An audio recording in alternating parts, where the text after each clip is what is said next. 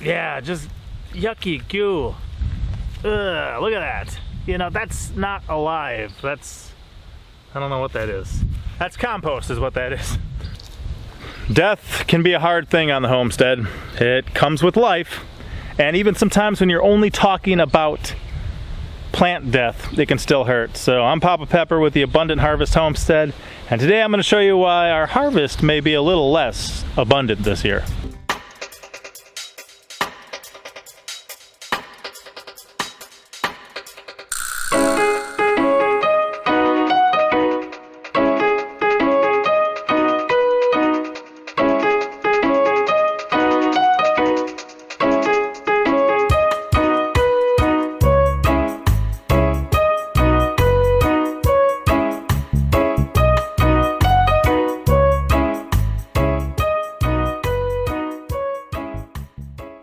So today's question is, did I accidentally kill my pitaya and my gack fruit? I know what some of you guys are thinking is, pitaya and gack fruit, what are you talking about? Plants in my garden, kind of like the vitex and the ashwagandha and the ginkgo biloba. Got stuff we can grow here, and some stuff is harder than others, as you can see from this dead plant in front of me. So for those of you who do not know, the pitaya is dragon fruit. There's a number of varieties of dragon fruit, and if you live in like zone 10 or 11, it probably makes a lot more sense for you to grow them. I'm not saying it doesn't make sense for me to grow them, but it probably makes a lot more if you're somewhere where they can live year-round. Same thing with the gack fruit. For many of you guys who don't know what gack fruit is, it's something you're pretty much never going to encounter unless you grow it yourself around here. If you want to talk about lycopene and tomatoes, gack fruit's got it beat. You want to talk about beta carotene and carrots, gack fruit's got it beat. And that's why I got a couple seeds the other year and decided to plant them. So we're gonna do first things first and then second things second. I apologize for the amount of wind I got, but this is one of my gack fruit vines. It's got quite a big tuber here on the bottom, quite a big root system, not tuber. And got another one growing back here. Had one of them flower last year, and it did rather well as far as producing flowers, and it was a male. With gack fruit, you're going to need two varieties. You're going to need a male and a female to get fruit, to have things actually pollinate. So I've had these since I believe 2016. If you've never seen a seed for one, I'll try to show you one on the front of I think last year's Baker Creek World Seed Catalog, and it looks like what I believe is a gack fruit seed on the front of it. See this one right here? That looks like a gack fruit to me. This one's moringa. That one looks like gack fruit. And these I overwinter in the house. Stored them in a basement of a nearby building. Some friends let me put them in for a couple years now. They grow down in the tropics, and I've got some really nice rich soil that I continually amend and make sure to put a lot of good rich nutrients in here. During the year, these will grow incredibly, and then I cut them back at the end of the year and move them inside.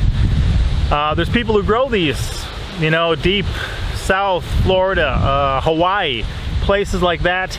Here they're not really as ideal for me to grow, but I can still grow them.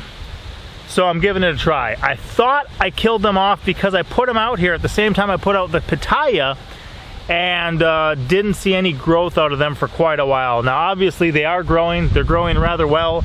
They made it, but if I put them out too early and they're exposed to too cold of temperatures, they can and will die and perish. So the good news is the gack fruit has not died. The gack fruit has not died. Now the pitaya, that might be a different story. This one's doing rather well, and this one's a little smaller, but it's still coming out. You can see the dead ones from last year, and yeah, a nice big root system. I may repot these actually this year before it gets too late in the year, but compared to my hand, that's a pretty good root system there. So this is the one that hurt. These are my pitaya plants, and as you can see, I mean, I ordered 15 from a grower down in Miami the other year. They sent 17 when I ordered 15. All 17 took. I never lost a single one.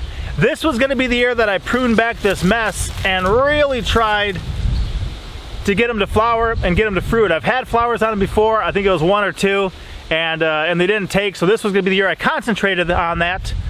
But I put them out too early. These are like a zone 10, a zone 11 plant. These are mostly rotten, squishy. Yeah, just yucky goo. Ugh, look at that. You know, that's not alive. That's, I don't know what that is. That's compost is what that is. We'll bury some of that in some of the hugel mounds. So I had 5 different pots of these and had some poles in the middle. They'll send out these roots that'll, you know, attach to it eventually, and they'll support themselves. But I was growing them up these, just tying them with some fabric and hoping to do some good things with them. I have definitely given some away, definitely sold some of the cuttings, because you can take cuttings off of them. And I mean, some of them, if you don't prune them, I mean, you can get some pretty long cuttings. So the cool thing is, I still had some in my spare shower in my bathroom. So I just cut a bunch back last year. I should have cut more, because then they wouldn't all be dead. And I had them in there. I just kind of sold out of the ones I had for my online store. What I'm gonna do is remove this stuff, plant in some of the cuttings I still had, so all is not lost. And then probably downsize. I don't need 5 pots of these. I'll probably do 2. But we'll see if we can't actually get something to come of it this year. And this is kind of one of those lessons. Just like I think some other people have learned over the years, if you put your seedlings out too early in the year without hardening them off properly, you can potentially lose a lot of stuff. If you take a perennial plant that you're keeping in a pot that doesn't really thrive in your zone through the winter, and you put it out too early, you risk losing it. I'm still kind of relatively newer to this area. I'm still trying to learn and time things. I'm definitely gonna put in a greenhouses on the to-do list and some other things, but it's unfortunate. But like I said, because I had a pile of these cuttings, and some of them, you know, some of them already have a root system on too. And this is where they were growing out of here last year. They hit my mulch at the ground level and just began to grow into it. So I can plant these 2 here, and they'll begin to make new sections of succulent, you know, off of it. And then hopefully, you know, either this year or next year, I can get them to flower and fruit, because that's the purpose, that's the point. So if you guys are down somewhere where they can grow year round, in Edinburgh, Texas, down in the valley, there's a place that grows these. So my next time that I head down there, I'm gonna try to do that. And check out what I just did too. Bring your head here. Yeah, we gave him a haircut. Look over there. Yeah, look over here.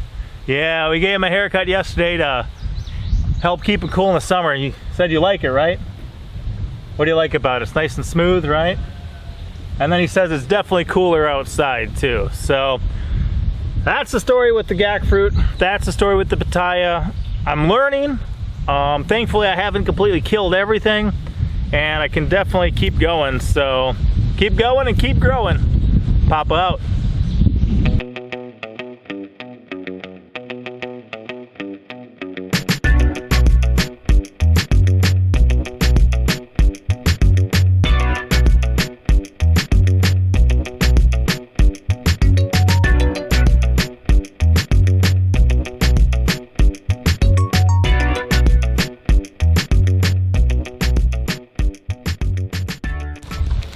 Before, after. We'll get there. We'll get there. As always, I'm Papa Pepper, and I'd like to remind you, don't post for free. If you'd like to be part of a revolution in social media, an economic power to the people where users can actually blog for cryptocurrency, then I'd recommend that you check out steemit.com and join the revolution. Papa out.